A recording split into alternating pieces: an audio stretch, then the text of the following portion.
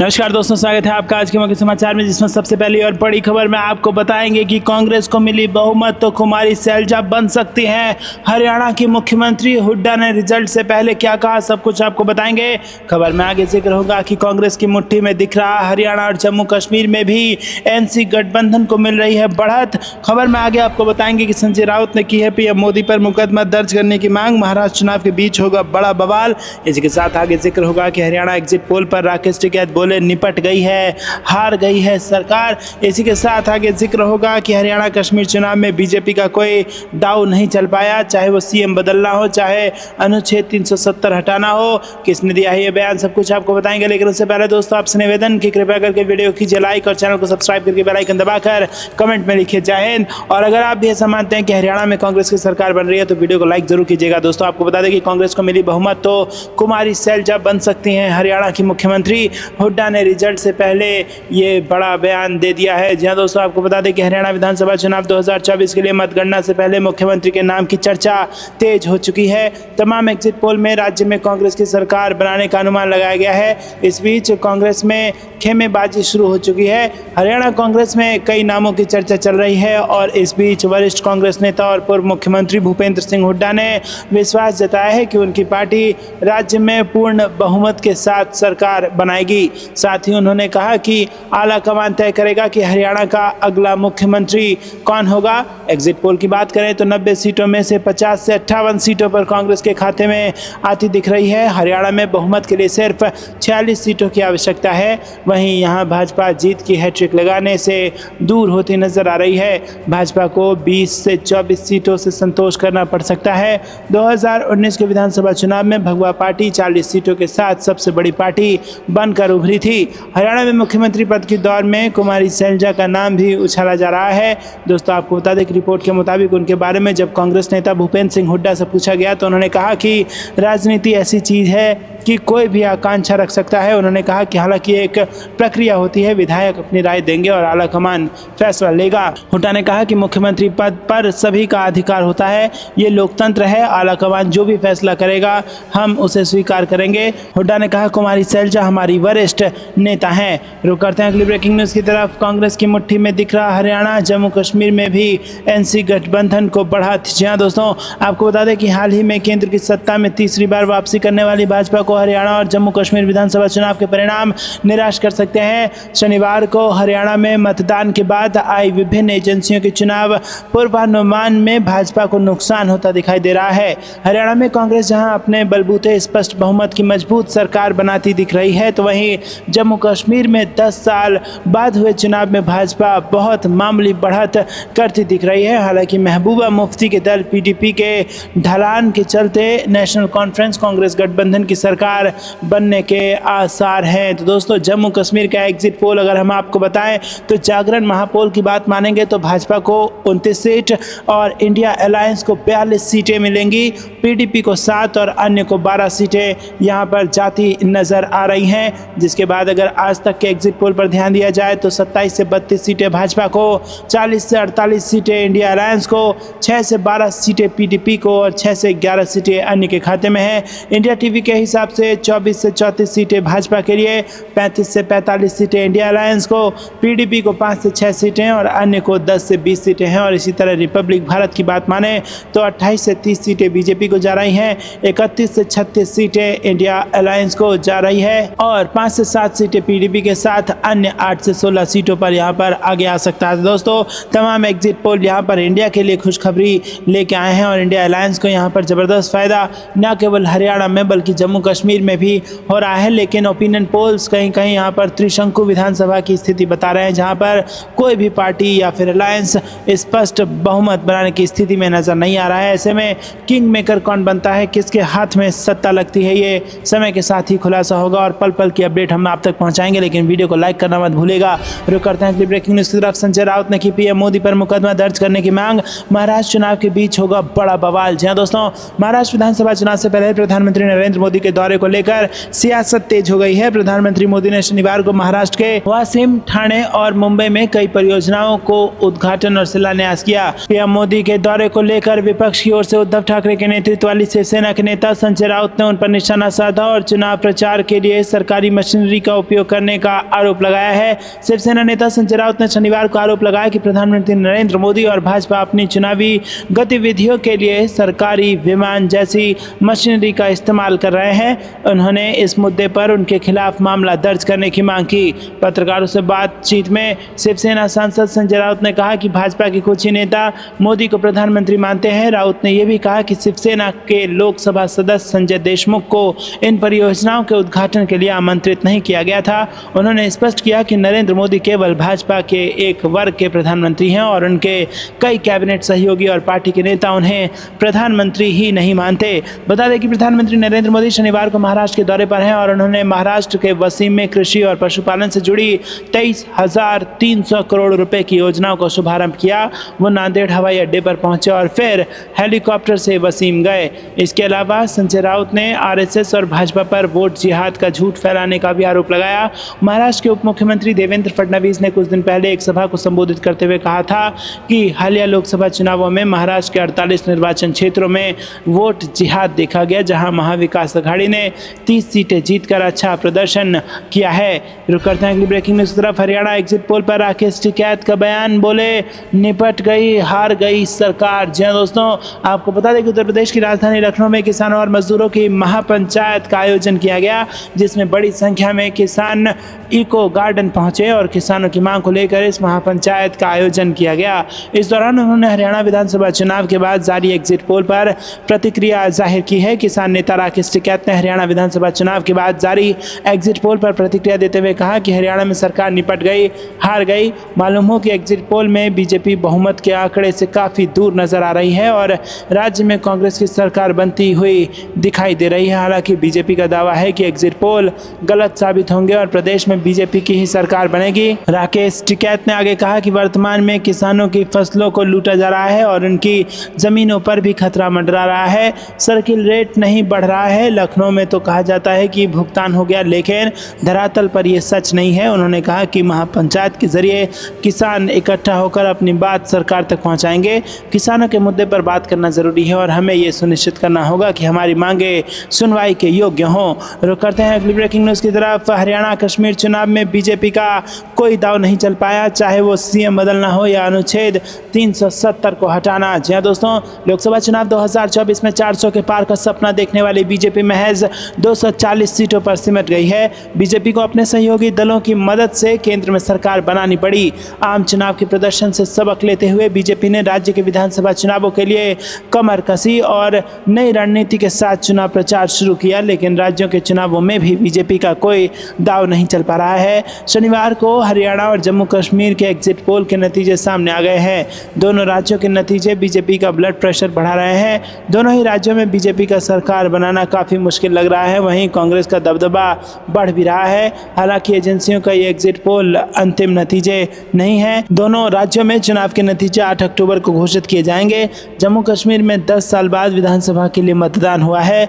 वहीं हरियाणा में पिछले 10 साल से बीजेपी की सरकार है। अगर एग्जिट पोल के नतीजे हकीकत में बदलते हैं तो बीजेपी के लिए काफ़ी बड़ी राजनीतिक संकट खड़ा हो सकता है। दोस्तों, आपको बता दें कि हरियाणा में शुरू से ही कांग्रेस के पक्ष में माहौल देखने को मिल रहा था। दरअसल हरियाणा में सेना की अग्निवीर भर्ती योजना और 3 कृषि बिल ने किसानों और युवाओं का बीजेपी से मोह भंग कर दिया था। किसानों के गुस्से को देखते हुए बीजेपी ने कृषि बिल तो वापस ले लिए थे, लेकिन किसानों के दिल में जगह नहीं बना पाए। हालांकि बीजेपी ने राज्य में मनोहर लाल खट्टर को हटाकर नायब सैनी को सीएम बनाने का दाव भी खेला था, लेकिन ये भी फेल होता नजर आ रहा है। उधर बीजेपी की हार का एक कारण हरियाणा में टिकट बंटवारे के चलते बढ़ी अंदरूनी कलह को भी माना जा रहा है और इस कलह के चलते बीजेपी के कई दिग्गज नेताओं ने कांग्रेस का दामन थाम लिया था। वहीं बीजेपी भी दूसरे दलों के नेताओं को पार्टी में लेकर आई थी। जम्मू कश्मीर में नेशनल कॉन्फ्रेंस और कांग्रेस गठबंधन एग्जिट पोल में बहुमत के करीब नजर आ रहे हैं। एग्जिट पोल के रिजल्ट बताते हैं कि यहाँ भी बीजेपी सरकार बनाने की स्थिति में नहीं है। अनुच्छेद 370 हटने के बाद बीजेपी को उम्मीद थी कि जम्मू कश्मीर की जनता का रुझान उनकी तरफ बढ़ेगा, लेकिन ऐसा होता नजर नहीं आ रहा है। राजनीतिक जानकारों का कहना है कि जम्मू कश्मीर में पिछले काफ़ी समय से आतंकी हमले बढ़ रहे हैं, जिन्हें रोकने में केंद्र सरकार कोई मजबूत कदम नहीं उठा पाई है। वहीं राज्य में कई लोग अनुच्छेद 370 हटाने से काफ़ी नाराज़ हैं। इसके अलावा बीजेपी ने स्थानीय दलों के साथ सामंजस्य बनाने में भी कोई दिलचस्पी जाहिर नहीं की, जिसके चलते बीजेपी जम्मू कश्मीर में अलग थलग सी पड़ रही है। रुक करते हैं अगली ब्रेकिंग न्यूज़ की तरफ, लेकिन दोस्तों उससे पहले वीडियो को लाइक नहीं किया तो लाइक ज़रूर कीजिएगा। रुक करते हैं अगली ब्रेकिंग न्यूज़ की तरफ। भाजपा की वापसी रात में सूरज निकलने जैसा, किसान नेता राकेश टिकैत ने दिया यह बयान। जी दोस्तों, आपको बता दें कि हरियाणा विधानसभा चुनाव का माहौल पूरी तरीके से बन चुका है और गरमाया भी हुआ है। 5 अक्टूबर को वोट भी यहां पर डाले जा रहे हैं। सभी राजनीतिक दल अपनी रणनीतियों में जुटे हैं, बड़े नेता चुनावी सभाएं कर रहे हैं और किसान मुद्दा प्रमुखता से उभरा है। भाजपा और कांग्रेस दोनों ही जीतने के लिए एड़ी चोटी का जोर लगा रहे हैं। चुनाव परिणाम 8 अक्टूबर को आएंगे, जो स्पष्ट करेंगे कि जनता का मन किस ओर है। भाजपा और कांग्रेस दोनों ही चुनाव मैदान में कड़ी मेहनत कर रही है। पीएम मोदी और राहुल गांधी जैसे बड़े नेता चुनावी सभाएं कर चुके हैं और सभी दल जीतने के लिए सभी कोशिशें कर रहे हैं। दोस्तों, भाजपा को सत्ता विरोधी लहर का डर है। इसका मतलब है कि जनता इस बार भाजपा को पसंद नहीं कर रही है। वहीं कांग्रेस में कुछ बागी नेता हैं जो पार्टी को नुकसान पहुंचा सकते हैं। किसानों का मुद्दा चुनाव में बहुत महत्वपूर्ण है। किसान भाजपा के खिलाफ हैं और कांग्रेस ने किसानों का समर्थन किया है। किसान नेता राकेश टिकैत का कहना है कि इस बार हरियाणा में भाजपा की सरकार नहीं बनेगी। राकेश टिकैत ने कहा कि सरकार किसानों से बातचीत नहीं कर रही है। उन्होंने कहा कि किसान आंदोलन के दौरान बातचीत नहीं हुई। टिकैत का मानना है कि जो नेता किसानों के लिए काम करेगा वही मुख्यमंत्री बनेगा। किसान नेता ने विनेश फोगाट के कांग्रेस में शामिल होने का समर्थन किया और उन्होंने कहा कि यह उनके लिए सही रास्ता है। अगर वो खेल मंत्रालय पाती हैं तो उन्हें युवा खिलाड़ियों के लिए अच्छी योजनाएं बनानी चाहिए। रुक करते हैं अगली ब्रेकिंग न्यूज़ की तरफ। हरियाणा का प्रचार थमते ही मिशन महाराष्ट्र पर निकले राहुल गांधी, खेलेंगे लोकसभा चुनाव वाला दाव। जी हाँ दोस्तों, हरियाणा में गुरुवार शाम चुनाव प्रचार थम गया तो राहुल गांधी की नज़र अब महाराष्ट्र पर है। महाराष्ट्र में विधानसभा चुनाव की घोषणा में अब ज़्यादा दिन का समय नहीं रह गया है। राहुल गांधी कोल्हापुर से चुनाव प्रचार की शुरुआत कर देंगे। जानकारी के मुताबिक शाम 6 बजे छत्रपति शिवाजी महाराज की मूर्ति का अनावरण करेंगे और इसके बाद 5 अक्टूबर को राहुल संविधान बचाओ सम्मेलन में हिस्सा लेंगे। कोल्हापुर से चुनावी अभियान की शुरुआत के पीछे ऐतिहासिक वजह है। सबसे पहले 1902 में निचली जातियों को 50% आरक्षण देने का काम शाहू जी महाराज ने कोल्हापुर में अपने शासन के दौरान किया था। कहा जाए तो राहुल गांधी आरक्षण की देने वाली धरती से प्रचार शुरू कर रहे हैं, जिसका एक बड़ा राजनीतिक संदेश जाना तय है। दोस्तों, कांग्रेस सूत्रों से जानकारी के मुताबिक विधानसभा चुनाव की घोषणा से पहले ही कांग्रेस को टिकट के लिए हजारों आवेदन मिल रहे हैं। महाराष्ट्र कांग्रेस को राज्य भर से 1830 से अधिक आवेदन मिल चुके हैं। ज़्यादातर टिकट आवेदन विदर्भ और मराठवाड़ा क्षेत्रों से मिल रहे हैं। इन इलाकों में दलित, मुस्लिम और मराठा कांग्रेस और अघाड़ी का समर्थन कर रहे हैं। अब तक मिली जानकारी बताती है कि कांग्रेस 288 में से 100 से 110 सीटों पर चुनाव लड़ सकती है।